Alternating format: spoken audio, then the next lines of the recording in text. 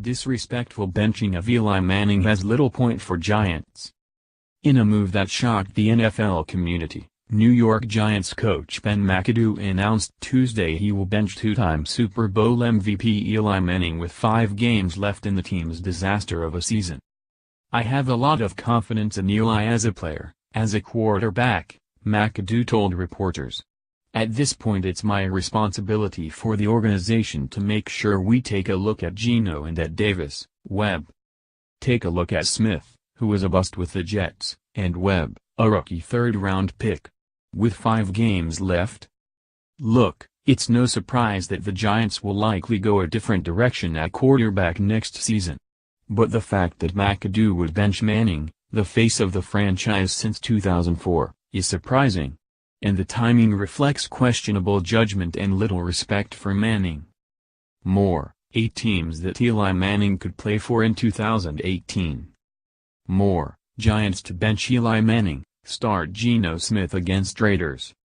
Said General Manager Jerry Reese, "This is not a statement about anything other than we are 2-9, and we have to do what is best for the organization moving forward, and that means evaluating every position. I told Eli this morning that an organization could not ask for any more in a franchise quarterback. He has been that and more. Nobody knows what the future holds, but right now, this is what we think is best for the franchise." But is it? No one knows what the future holds, and McAdoo said this doesn't mean that the Manning era in New York has ended. But it's difficult to put any stock in that statement or envision Manning in a Giants uniform next year after this. And that's not to mention the fact that he's owed a $5 million roster bonus on the 5th day of the 2018 league year in March. It was already believed that Manning could wind up elsewhere in 2018. But the decision to essentially move on from him with 5 games left in the season is a head-scratcher, and it's unlikely to accomplish any good for the franchise.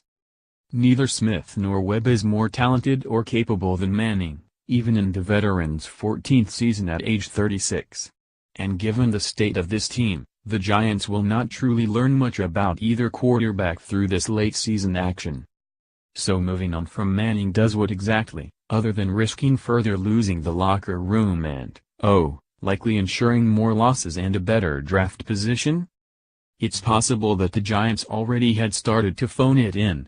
But after a move that many current and former players around the league take a sign of disrespect, it's unlikely that McAdoo will get prime effort from any player. Even at 2-9, sending the message that the season is over can be risky.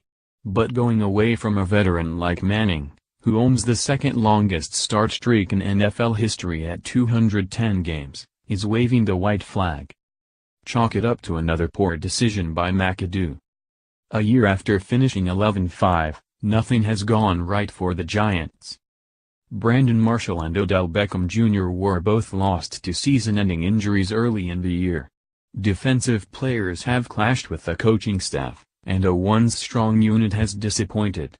An offensive line neglected by team officials during the offseason has failed to protect the quarterback or pave the way for a running game that ranks 26th in the NFL. Manning isn't to blame for any of these factors, but McAdoo bears responsibility for several of them.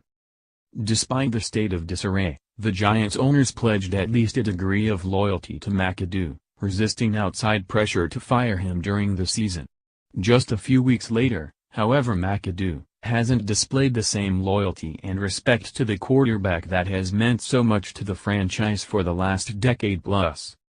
The right thing to do was to let Manning finish out the season. But McAdoo made the wrong move, despite apparent support from Reese. Can't help but wonder if the coach could wind up having to look for a job rather than a quarterback in the offseason. Follow Mike Jones on Twitter at @ByMikeJones. Photos, NFL Week 13 Power Rankings.